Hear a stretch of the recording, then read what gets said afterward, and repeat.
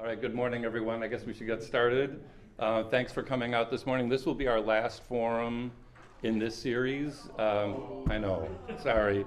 Well, what usually happens is my wife and I go to Ithaca on the 22nd to see her family, and then we go to the Adirondacks after that until the new year. And this year my wife is having surgery on, she's having a spinal fusion operation on the vertebrae in the upper part of her neck. They go in through the front of your throat. I'm not going to be there, thankfully. Yeah, exactly. So that happens Tuesday morning. We have to be at the hospital at 5:30, so we're not going anywhere, but I just decided since she'll be recuperating, I'll keep those Sundays open anyway. So yeah, sadly, we won't be having forum again until February. So, because in January we have Meet the Vestry and the annual report of the parish and things like that, so a lot of business meetings. But then from February on to the almost end of June, we'll be doing a series that's tentatively titled Jesus and Israel. And we'll be looking at the first part will be, what does Jesus look like if you place him in the context of basically the biblical history of Israel? We'll also throw Josephus in there. And then what is the Christian attitude toward Jews after Jesus? We'll look at that for several weeks. And then post-Holocaust, how have Jews and Christians attempted to reconcile that really unpleasant 2,000-year history? And we'll look at some very important documents coming from both sides on that. So that'll be 20 sessions on that. So I'm pretty sure that's been approved, but I haven't gotten the full total sign-off. But it'll be really provocative. It'll be very good. And you can dip in and out. I know people aren't going to show up for 20 times, and it will affect your final grade. But aside from that, yeah, exactly. Well, it'll be I'll still stick with the two-sided thing. I had to make some adjustments. It's like, how am I going to get that in? No, I made some adjustments. So, but yeah, it's kind of cool. It'll be 20 sessions on that. So if you miss one or several, you'll still be able to pick up as we go along. So that's coming up at the beginning of February, but we won't have anything after today, unfortunately. So I thought about coming up with something for the next 2 weeks, and I thought, no, I should just be home. I mean, really. They move your esophagus over to get, it's just like, yeah, it's really. Her father had it done, and it worked really well, but it's just like, it sounds more gruesome than it probably is. But anyway, so we'll have her in our prayers as well. So. And me. No, I'm kidding. I'll be fine. Well, we'll look at, I thought it would be cool to look at a Roman Catholic theologian to end our series on grace, because we basically start with the seedbed of Roman Catholic as well as Protestant thought with Augustine and then Thomas Aquinas. When we get to Karl Rahner, we're looking at a 20th century Roman Catholic theologian who's basically very committed to Thomas Aquinas, but he's trying to show how Thomas Aquinas can speak, and the word he would use, existentially, to a 20th century audience. So he's not saying that let's ditch scholastic theology and Thomas in particular. He's saying there's a lot going on in Thomas Aquinas that if you read it the right way, can actually invigorate Catholic and also Christian faith in the 20th century. So that's his agenda and his goal. And he's very famous for, this was Nancy's idea, but I'm glad she put it in. He's very famous for a saying that many of you may know. He said, the Christian of the future will be a mystic, or he will not exist at all. And we'll see why he says that actually here. So you can see one of the major categories, and Nancy always tells me to get the cell phone off the table, so I'll get it off the table anyway. One of the things he's trying to do with regard to Thomas Aquinas and theology in general is make the category of mystery central, right? So for him, that's the whole thing, right? So he'd rather call God mystery than use the word God, because he thinks that we think we understand what the word God means, and the word mystery reveals that we don't. So we'll talk more about that. He was trained as a Jesuit. He was raised in a Roman Catholic family, a middle child of several, and his older brother Hugo became a Jesuit, but he insists in interviews that had nothing to do with him becoming a Jesuit. So he and Hugo have this kind of tug of war, it sounded to me. At one point, Hugo Rahner was asked, what do you think of your brother Karl? And he said, well, I'm still waiting for his writings to be translated into German. So we'll see. He could have a very convoluted writing style. I've tried to get some of the better sentences from his writings, but some of them you may be like, huh? So we'll just work through it. Anyway, I love that joke. It's very good. If you go into the library here, there's a very thick volume on the far right lower shelf called Sacramentum Mundi, and it's one of the encyclopedias that Rahner wrote and edited. So he was a voluminous author, just an amazing figure. And he wrote a series of what he called theological investigations. And there are, I think, 20 volumes of these writings, and what we're looking at for today are excerpts from those volumes, especially one on nature and grace, which obviously would be something important. But he liked these sort of episodic writings more than a big systematic theology, because he was very conscious that pastors need, and pastors he would take very widely, not just Roman Catholic priests, but anyone involved in pastoral ministry, doesn't have a ton of time to read, a multi-hundred volume work. They really have questions that they want to explore. Like, was Mary perpetually virgin after the birth of Jesus? That's one of his articles. Or what about nature and grace? Or what is the doctrine of the Trinity anyway? And instead of reading, a 3-volume work on that, he would write an essay in these theological investigations that you didn't have to read all the way through. You could just read on the questions that you had. And I think that's a really important thing to keep in mind with regard to him. The other thing is that he was very, very influenced by Ignatius of Loyola's spirituality and his exercises in particular. And I have a colleague, Matt Ashley at Notre Dame, who did his doctoral work on Rahner and Johann Baptist Metz, his student. And he's done a lot of research on the role of Ignatius in Rahner's theology. He thinks that that's absolutely key. I completely agree with him. I mean, it's not my A game, so I'll take his word for it, but it's very clear that Ignatian spirituality is very much part of Rahner's vision. And for Ignatius, the goal is, as you may know if you've done the exercises, the goal is to contemplate the crucified and risen Christ as you surrender your life in love to God, so that God can use you for God's glory and your salvation, right? And so this idea of surrendering your life to God is going to be very, very important in Rahner's theology. And so the proper response to grace, as we'll see, is this kind of surrender. And also looking then to Christ crucified and risen as you do so. Not necessarily, but that's the goal. That would be the Christian goal. Okay, so he wound up teaching theology toward the end of his life at Innsbruck for several years, and then Munich, and then Münster at the end of his time. And one of my colleagues, Tom O'Mara, got his doctorate under Rahner, I think it was at Münster. So he was very active during that time as well. What's interesting is that in the 1950s and 1960s, he was coming under increasing criticism from Rome and from the Congregation of the Doctrine of Faith, which used to be called the Inquisition, for what he was teaching, especially with regard to Mary on the one hand and the Lord's Supper of the Eucharist on the other.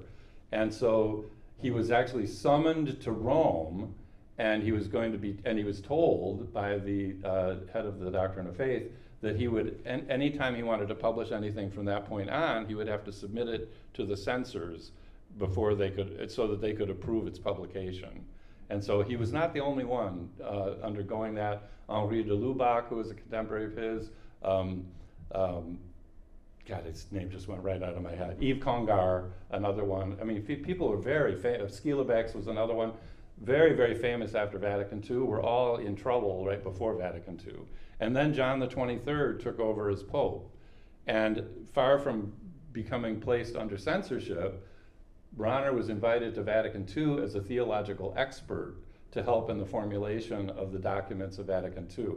And it's really funny, he said the people, the curia, when they summoned the Council of Vatican II, they had all the schemata laid out for every one of the doctrines they wanted to talk about, and they thought all that the council would do is read through those and approve them. And yes, exactly. And what the council did was they just pushed them off to the side, and not a single sentence from any of those schemata was used at Vatican II.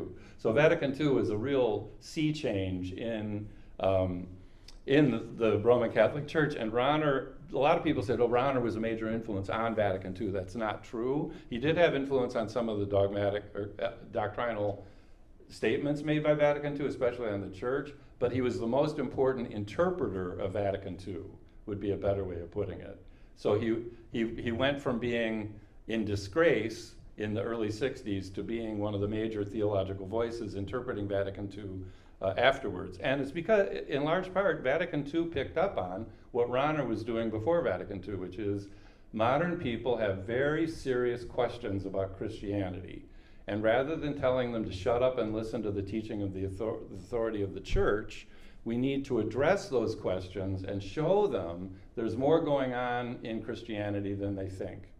Like the Christianity to which they're objecting is really different than their objections would indicate, without putting them down. Just show them, no, that's a really good question. We need to talk about that, right? We're going to start with your question and work from there. So that's what Vatican II tries to do. It's an openness to the world and the concerns of the world, and that was Rahner's point all along. So in a way, there was a perfect dovetailing of what he was trying to do theologically with what Vatican II set out to do, which is probably why he was invited as an expert, right? So in any case, so he's not under a cloud, right? So he's not one of the bad boys. If he were, we'd still read him, but it was close to being under a cloud. And they asked him, he's very kind of matter of fact. He said, I mean, he lived a rather uninteresting theological life. He wasn't interested in theater. He wasn't interested in music. He wasn't interested in poetry.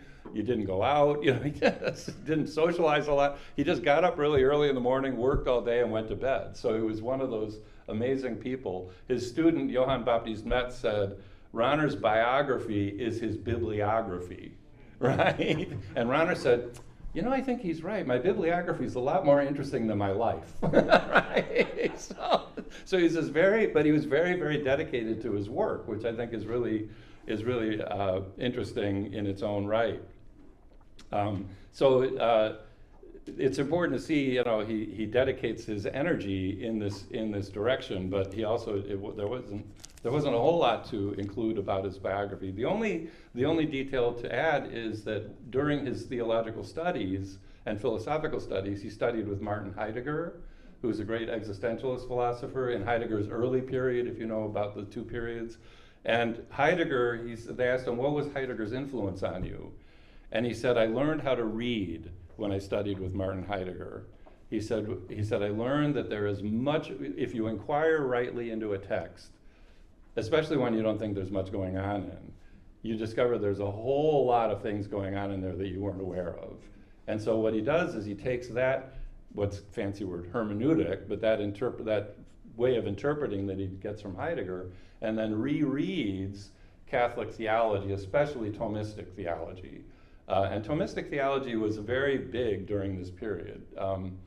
The Catholic Church in the modern era was very suspicious of the post-revolutionary world, actually, for good reason, right? The French Revolution was a really bad experience for the Catholic Church. Thousands of priests were beheaded during the Terror, for instance.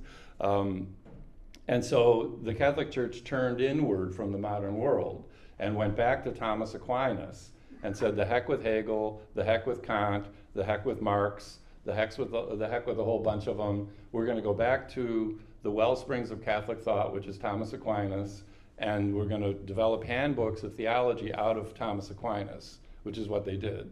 And when I was at Notre Dame, the former president of Notre Dame and I team taught a course, and he said, I didn't know this until he said this, he was in the philosophy department, and he said, you know, before Vatican II, every undergraduate at Notre Dame had to take 4 theology courses and 4 philosophy courses.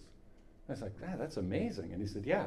And the philosophy courses were Thomism, Thomism, Thomism, and Thomism, followed by 4 theology courses, which were surprisingly Thomism, Thomism, Thomism, and Thomism, right? So yeah, it was really like suffocating. So some of the theologians, like Hans Urs von Balthasar, reacted to, and Henri de Lubac, they reacted to this by saying, we need to go back to the church fathers, we need to recover the earlier voices before Thomas to revitalize Catholic theology, because they're Catholic theologians as well as Thomas. So they wouldn't dismiss Thomas Aquinas or Thomism. They would simply say we need other resources that, and they called it ressourcement, to resource the church. Rahner's approach was to use a Heideggerian approach to Thomas and show that Thomas was much deeper and more complicated and engaging than people thought he was, and certainly than the Thomist manuals were. But he was very dedicated to Thomas's theology, so he's kind of an interesting person that way. But because of people like Heidegger, he learned, if you read Thomas Aquinas with the critical questions of the modern era in mind, you find a whole bunch of different things going on than what you thought you might find. So, but I love that. Thomism. That must have been deadening. Anyway, so the passages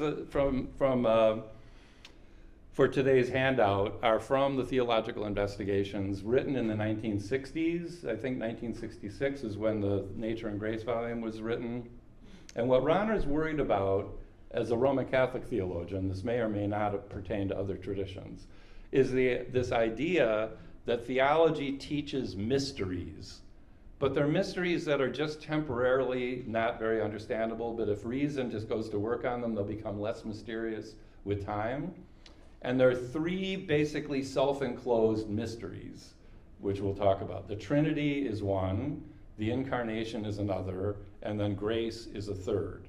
And so, but there is no intrinsic relationship seen between those three mysteries. And he thinks this actually coincides with the modern world as a whole. The modernity, he thinks, pretty much closes things up into distinctive categories and doesn't see a kind of interrelationship between them. And you see that in the top quote. So this gives you an idea of what kind of world Rahner thinks he's living in. He says, the world in which man, pardon the language, lives today seems to him a closed system. And so this would be the post-Newtonian world of cause and effect, right? Sealed off to a certain extent from God, so we don't really need God to understand the world. A universe of unthinkable extent and variety, so he's in the modern astrophysics. Largely impenetrable and fully determined by its own laws. So the world operates independently on its own, independently of anything from the outside. The world has become less divine.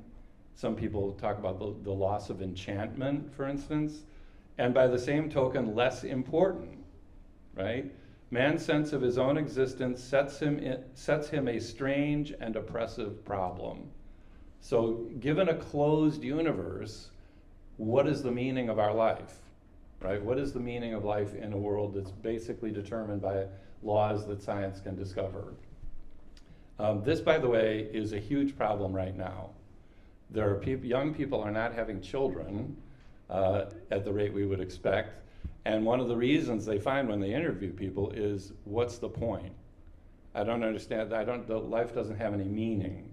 Why would I bring life into a world when I don't know what the meaning of it is? So it's kind of interesting that 60 years after Rahner wrote these things, we're back in the same situation of what is the meaning of my existence.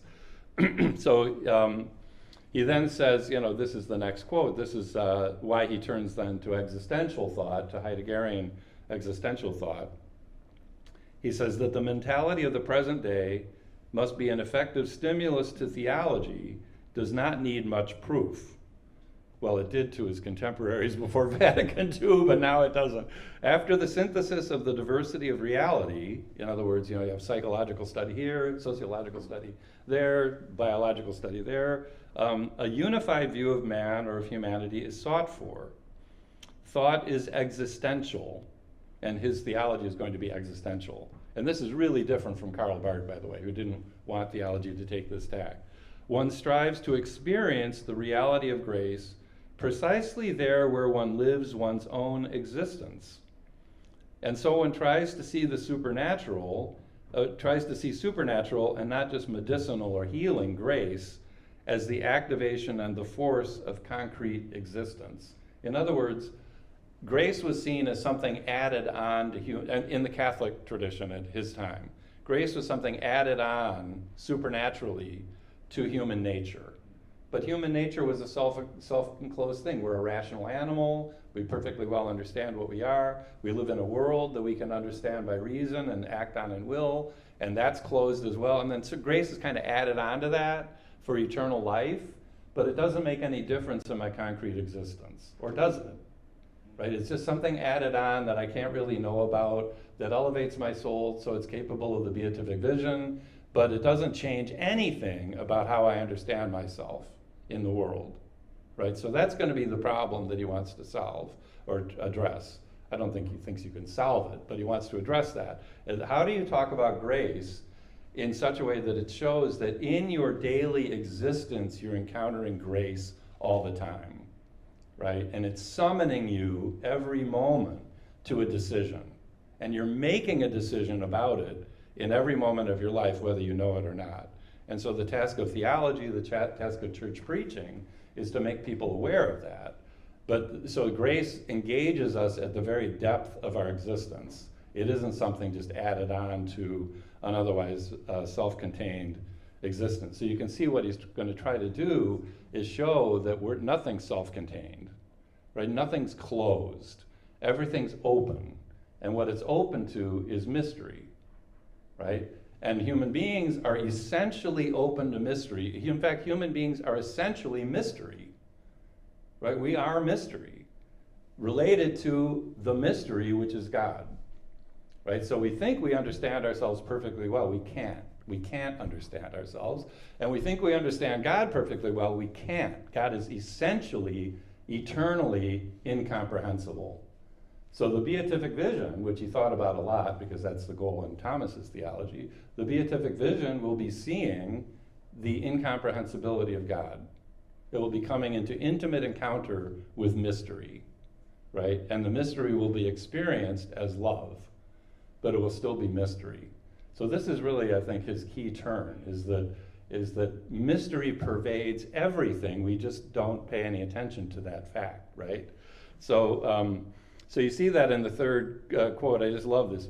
Humanity made for mystery, right? So we're created for mystery, right? Must be such that this mystery constitutes the relationship between God and humanity.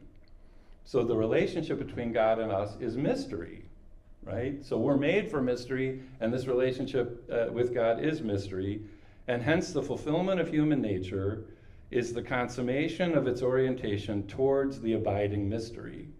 So we will enter into an intimate relationship with and encounter with mystery, right? It won't be the solution of mystery. Our whole, and this is really a summary of his whole theology right here. Our whole existence is the acceptance or rejection of the mystery which we are. I just think that's you could just stop right there. Our whole existence is the acceptance or rejection of the mystery which we are, as we find our poverty referred to the mystery of the fullness. Notice he's avoiding the word God. He just wants to give a better idea. The pre-existent object of our acceptance or refusal, or the decision which is the deed of our life, is the mystery which we are. So the deed of our life, our existential decision, if you will, is either accepting the mystery which we are and toward which we're oriented, or rejecting it, right? And we'll see this acceptance or rejection is universal, right? So this is not just unique to Christians or to Roman Catholics. So we'll get to that in a minute. But I think that's really interesting, the way he makes mystery. We think we understand ourselves. We're rational animals. We don't. We're mystery. Why are we mystery? Because we're oriented toward the mystery. And what's the consummation of us as mystery? It's to fully encounter and be engulfed by the mystery toward which we're oriented. So the mystery just gets deeper when we encounter the mystery, if you will. Or we refuse that mystery as our goal, right? We reject it in our life decision, and we close ourselves off from it. And that's also something we can do, right? Yeah, Gabe. I'm listening to the words goal, and I'm thinking, in listening to you, that is it not Rahner, but we have sometimes a misunderstanding of what goal is. Mm-hmm. And I'm wondering if that speaks to the trauma of the current generation the goal isn't to discover something and then stop. Right, It's to keep going. right. And I think that's a very difficult thing to comprehend or imagine. Mhm. If you believe that you've just got one point in your life and that's to find the answer Mhm. and stop.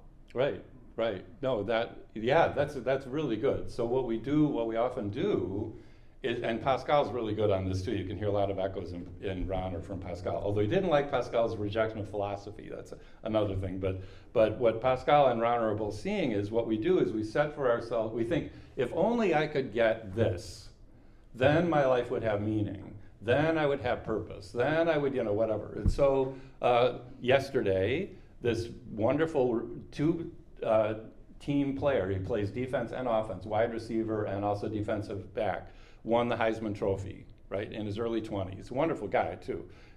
When it was announced, he didn't expect it, and his head went down, right, for quite a while. And then he got up and went up, and they said, what was that about? And he said, I was thanking God before I thanked anybody else. So he's a very pious person, right? I'm not picking on him. But one could think, winning the Heisman Trophy will give my life meaning, right? And then you win the Heisman Trophy, let's say you win it. What happens the next day, right? It's a finite goal that just doesn't satisfy a human being, because human beings are made for this abiding mystery, right? They're not made for specific goals. They're made for unity with the goal, which is essentially mystery, right? And that's why all of the goals we set for ourselves that aren't that don't satisfy us. Or we're just constantly itching because we want, and okay, now I did that, but now I have to do something else to prove my worth. I remember I had lunch with a former graduate student of mine a couple days ago, and she's now working in Redline, which is pretty cool, right near here. And she said, what was it like going for tenure? And I said, well, I went and talked to the department chair, and I said, Larry, what do I need? I've got this out, I've got that out, I did this, I did that. What do I need, as I prepare for tenure? He said, more. You need more, right? So this is the question, Gay. When is more enough? When is it ever enough? And for Rahner, it's never enough because we're made for mystery. We're not made for this, that, and the other thing. And so nothing shy of the mystery for which we're made is going to satisfy us. Right? And he has two ways of approaching this, which are really interesting. One is through knowledge, and the other is through freedom. Okay, and I don't have much on the knowledge here, but because I was going to talk about it, right? So we think on the one hand we're going to attain meaning by knowing the universe, right? We're going to figure out what's going on, and I love following this because the Webb telescope has now confirmed the Hubble telescope that the universe is expanding more quickly than any of our theories predicted. And so there may be something fundamentally wrong with our understanding of the universe, right? Which there probably is. I'm not picking, I love astrophysics. I don't understand it, but I love it. But this for Rahner would not be surprising at all. So for Rahner, we think we can understand everything because we forget that what he calls the condition for the possibility of understanding anything is mystery. And what he means by that is any particular thing will only stand out to us because it's surrounded by a horizon of mystery. So think about this. When the Big Bang first happened, it was wall-to-wall solid photons, from what we can tell. If there'd been no irregularity in those photons, all that would be, no one would see anything. It would just be a solid flash of light. But it wouldn't even be light because no one would see it, right? But in order for anything to develop, there had to be space, right? In other words, there had to be a horizon in which you could actually see anything, right? If you put everything up here like this, you can't see anything, right? So unless in this room we can see each other because there's space, right? Well, for Rahner, that's the space there is mystery. Mystery makes the knowledge of anything particular possible. And like any horizon, the mystery which makes all of our knowledge of any sort of reality, like chairs and people and things like that, the mystery that makes any of that possible infinitely recedes from us the more we try to approach it, right? And so that mystery is God. So each of us are encountering God every day in our knowledge, but we're not encountering God directly. We're encountering God as the mystery, which makes all the knowledge that we have possible. But that's also why, because everything's shrouded in mystery, everything comprehensible is shrouded in mystery, everything that we think we know can be questioned again. And every answer gives rise to 100,000 more questions, all of which will give rise to more questions. It isn't a bad thing. It just reveals that our knowledge of the world is shrouded in mystery, and we'll never know what that mystery is. And so everyone is encountering God as the mystery of their knowledge, but no one can know God because God is this horizon that infinitely recedes from us the closer we approach. And he loved this idea of, in parabolas, there's an asymptotic approach where the more the line comes closer to the other line, it just curves and never reaches it. And that's the way the mystery is in our knowledge. It just recedes from us all the time. So there is that. So that's a very important part of his thought, is that the mystery encounters us, but it encounters us as an infinitely receding mystery in terms of our knowledge. So if we're going to have an intimate relationship with this mystery, which we need, it has to be somewhere else other than our knowledge. Yeah. It kind of sounds like mystery is an intellectual quest and something we can't understand intellectually. But a little while ago you said mystery is experienced as love. Mm-hmm. And so is he thinking more on a sort of an intellectual exercise or an emotional experience? Yes. Or is it some of Yes, he's thinking of both, right? So no, it's a very good question. So for him, for Rahner, and this I think he's more like Bonaventure than Aquinas in terms of the intellectual trajectory. What Rahner thinks happens in our relationship to God is we switch from knowing to loving, right? Knowing becomes loving. And so knowing doesn't go away, but knowing becomes loving. And the core of our relationship to God, our core of our relationship to mystery is love. It's not knowing, because we can't really have a relationship with the infinitely receding horizon, right? But it's very humbling, I think, to realize that if he's right, that every human being encounters God every minute of their life, because without the mystery which God is, they couldn't know anything. And yet, if they think about it, and so there would be an intellectual part of this, even a philosophical part of this, if they think about it, then they'll realize they can't know anything without that horizon, and they'll never know that horizon. They'll never know the horizon, right? So the horizon is essentially mystery. So then the question becomes, do we have any other relationship with that mystery besides that, right? So, and that's where grace then comes in on the other side, if you will. And the way we would relate to that mystery is by love. But notice, it wouldn't be by knowing love. It wouldn't be by knowing love. The love would be a mystery. And so you would have to love the reality, if you can even call it that, which is essentially mystery and which encounters you as darkness. Can you love God believing that that darkness is love, right? And the test case for him would be Jesus. Jesus surrenders his life to the God he claims has abandoned him.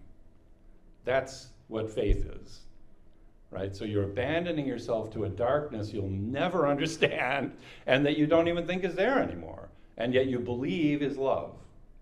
And so can you love the mystery which God is, in spite of the fact that it doesn't seem to be very loving at times? So you can see, so the mystery never goes away. It can't be an intellectual enterprise, right? Because the intellect sort of gets displaced by this whole thing. And even in the relationship of love, it's not guaranteed, right? It's not guaranteed up front at all.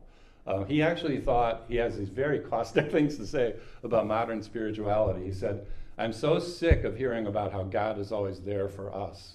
The point is, we're here for God. We're here for God. God, of course God is here for us. The question is, what is your life decision in relationship to that reality, right? And we act as though if you just keep telling people God loves them, I mean, why? Yeah, okay, but do you love God? Especially, do you love God as this mystery that you'll never understand that encounters you in death, right? And so, yeah, so does that help you? Yeah. So he wouldn't say that there's not an intellectual dimension to this. He would simply say the solution to this life act can't be the intellect.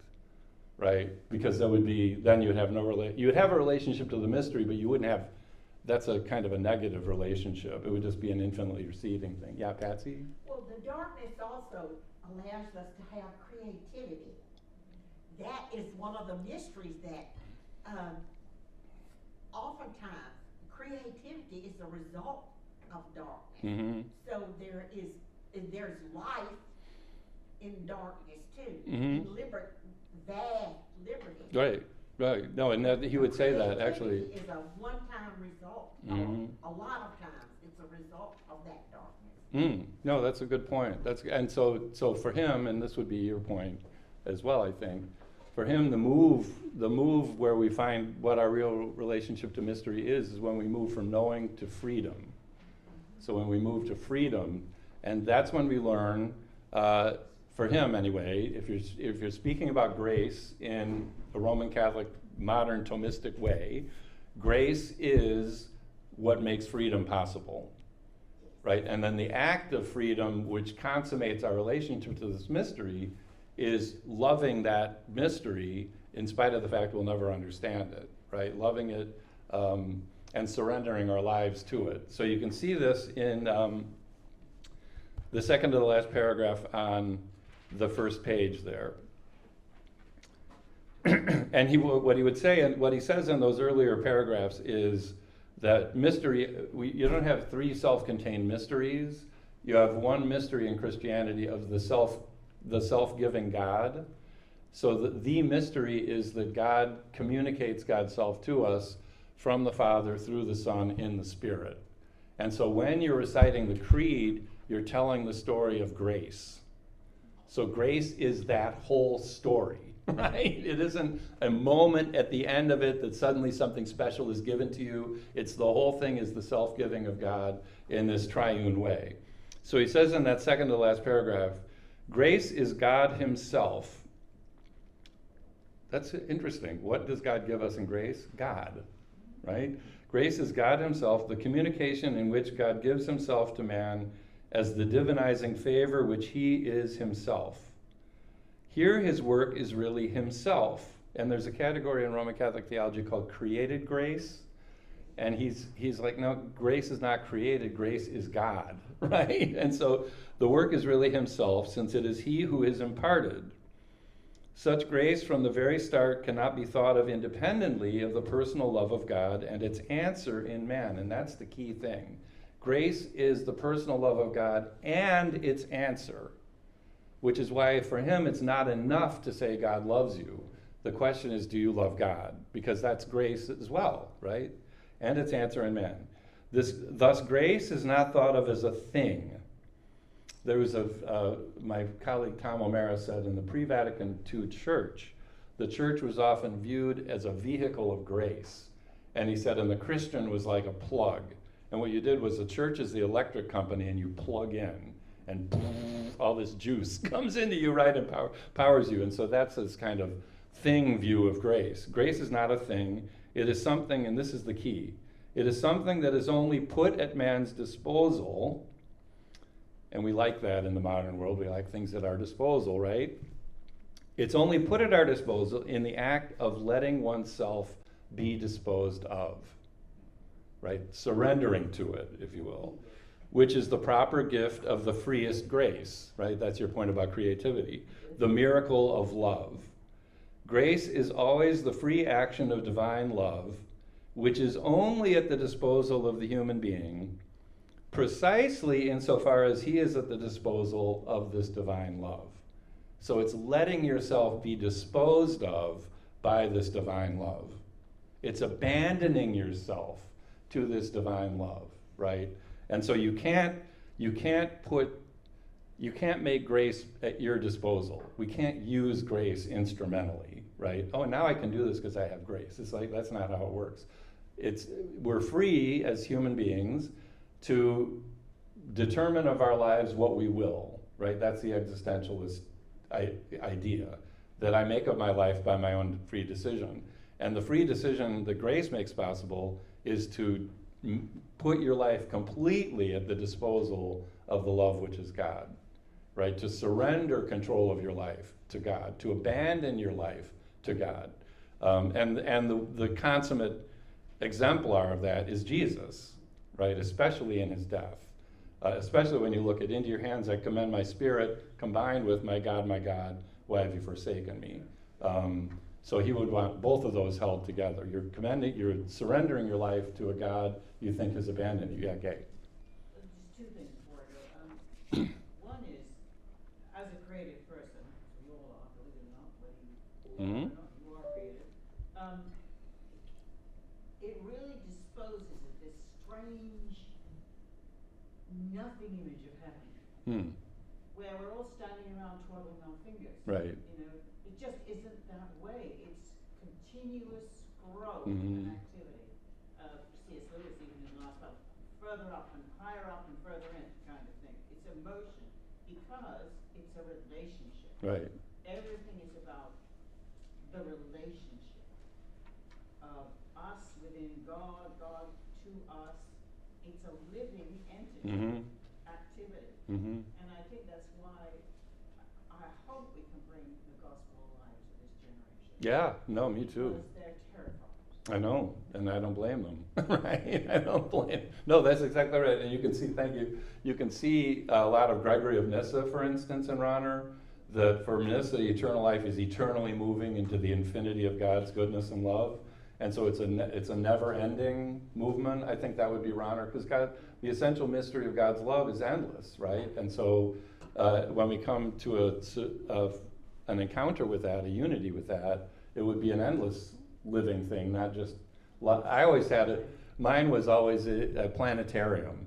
We'll all be lying on our back, looking up at the divine being, right? So, which seems really, David Byrne wrote a song about the Talking Heads. Heaven is a place where nothing ever seems to happen. But you can see, just to jump the gun here, because I know we're out of time. On page 2, there's the third quote from the bottom. Just gets at Rahner's theology is in a nutshell. And the other quotes show that this grace is being offered to every human being, every time and place, throughout the beginning of time. So for him, grace is not just conveyed by the church. Grace is the self-communication of God, which makes human existence possible. So human beings are summoned to answer to grace. That's what we're created to be. So he says, though, in that third quote from the bottom on the second page, it is human nature's meaning, going to Gay's point, to be that which is delivered up and abandoned, to be that which fulfills itself and finds itself by perpetually disappearing into the incomprehensible. There's a great line. This is done in the strictest sense and reaches an insurpassable pitch of achievement when the nature which surrenders itself to the mystery of the fullness belongs so little to itself that it becomes the nature of God himself. The incarnation of God is therefore the unique supreme case of the total actualization of human reality, which consists of the fact that man is insofar as he gives himself up, right? And so clearly for him, that's Jesus, right? But Jesus is the human being, which is really interesting. He doesn't start with the descent of the Word of God to the womb of Mary. He starts with the death of Jesus. That Jesus is the one who's supremely delivered up and abandoned himself to this mystery, so much so that he became one with that mystery, right? He became God's utterance, if you will, to us. So that's how radical.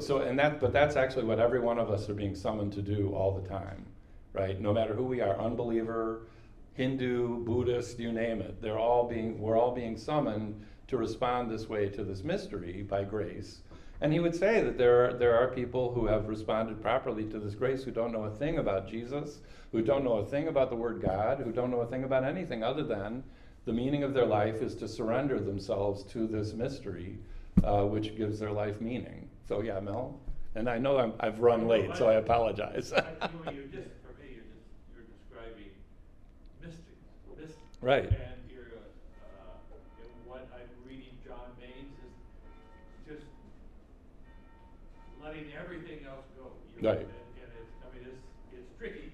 Oh, it's very tricky. It's very but tricky. That is the mystery of meditation in a sense, is addressing the nature Yep.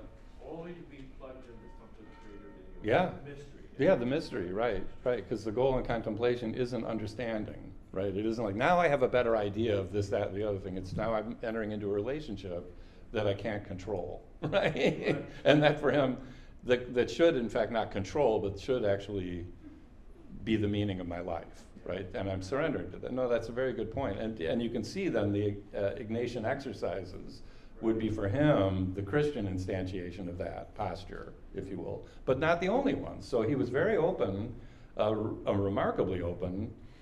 He says, theology has been too long and too bedeviled by the unavowed supposition that grace would no longer be grace if it were too generously distributed by the love of God, right? And he says, our whole spiritual life is lived in the realm of the salvific will of God, of his prevenient grace, of his call as it becomes efficacious. And he thinks that what happens in church is not you're receiving grace, you're being told about what that grace is already in your life. You're coming to an explicit understanding of what's always already there. So the church doesn't bring grace to you, God does that, and God brings it to everyone. God brings God's self to everyone. The church just explains, if you will, makes clear your experience. You're like, oh, that's what's been going on, right? And then summons you more clearly to a decision to abandon yourself to God. But you may have already made that decision before you ever even come to church, right? So the church isn't necessary as a means of grace, but it is necessary as the fullest explication of what grace means. But even that doesn't help, the explanation doesn't make the decision any easier, if you will. Did I see a question though? Yeah. Brad, am I taking time from anyone else's question? No, I don't think so. So, I mean, a lot of these concepts, these categories, can be reached without Christianity, right? We'd have to go, which concepts? Well, I mean, this surrender to the mystery. Oh, yeah, sure, yeah. And indeed, Christianity, in its institutional forms, or the way that it often takes institutional expression, could provide a major barrier, Yeah. distraction from Right, this. which is his point. I mean, his point is that the Roman Catholic Church, especially in the early 20th century, but even in the later 20th century, and then the church as a whole, if it takes its eye off of this, is going to be a problem, right? So what he's trying to do is open the church up to the mystery, which is at work everywhere, right? So it means that the church has to be open to the fact that God is giving God's self to every single human being. So the self-offer of God in Christianity is no different than the self-offer of God in ancient India, right? So all human life, so the whole of human history is, he calls it salvation history. So when the church says, no, the church is the only means of grace. In fact, the Roman Catholic Church is the only means of grace, and only if you're not in mortal sin in the Roman Catholic Church do you have grace, then that's an obstruction. Or an evangelical would say, well, if you haven't let Jesus into your life, God doesn't love you. That's an obstruction. So yeah, the church can be, that's why theology is not, that's why he devoted his whole life to writing theology, because theology can get in the way, right? I thought sort of at the beginning I said, did he sort of get in trouble the way some other theologians who said no? Yeah, strangely not. I think he'd get in trouble now. Because it's like if you go out there and live life, you'll meet people who get this. Mhm. And sometimes it's just their instinct or their nature, Right, to right. it. And then I can imagine huge parts of Christianity not getting this. Right, right. No, it would be very threatening. Injured and wounded Yeah. people that they can't even be open to this, anymore. Yeah, no, I mean, and that's something, you're talking about people who are not just none, they're done, right? So people who have been damaged by the church, psycho-spiritually, which is a real issue for us now, that was something he wasn't aware of at the time. It was probably happening at the time, but it wasn't being reported at the time. And he would be horrified. Yeah, so his whole point is keeping an eye on what the mystery really is, and where the mystery really is, which is everywhere, and who it's encountering, which is everyone. And then the church is purpose is to serve that mystery, if you will, to abandon itself to that mystery so that others can understand and come to a clear decision about their relationship to that mystery. But it's not to bring that mystery to them. It's not to tell them who's in and who's out. It's not to tell them who receives grace and who doesn't. The church has no control over any of this. And that's very threatening to a lot of church people, right? Including, I would say, contemporary Roman Catholicism. I think the Roman Catholic Church turned very strongly away from this view of reality, especially under Benedict, who actually was one of the people in trouble before Vatican II, Ratzinger. But I'm not just trying to pick on Roman Catholics either. You can see actually Francis, who's a Jesuit, is very much part of this Rahner world, right? And he knows that the church's ministry and the way in which it does ministry has caused damage. And not just this, that, and the other act, but just this whole orientation, its judgmentalism, its limitations. And so for him, I'm not saying Rahner's a strong influence, but you can see Francis being somebody who would be moving in this direction. But yeah, I think one reason I wanted to end with him is this theology blows the church doors off their hinges, right? And also, it relativizes the church tremendously because the church is not the means of grace, right? And so you can see why he would get in trouble with the sacraments in particular, because the sacraments are the way by which you can, the word he'd use is thematize your encounter with grace, right? But you're encountering grace every moment of your life. And especially at the hour of your death, the way you die will kind of sum up the meaning of your life. And so if the church sees that as its mission, that it's actually trying to help people in their ordinary lives who are already encountering grace come to a more clear understanding of what it is that's happening and the best way to decide your life in light of that, that's a really different thing than I'm out there saving the world, right? God is saving the world. We're not saving the world. So yeah, thank you for that. And that was his fear actually all along, was that the church is getting in the way. It's become an idol. Just look at what's happening in the upper echelons of the Church of England now. Oh yeah, absolutely, Absolutely. It just keeps happening. Speech in front of lords, it just adds, and people are like, Done. No, exactly. So Rahner would say, people may be done with the church, but God's not done with them. So anyway, so thank you. I know we're way over time now. So have a Merry Christmas. Thank you.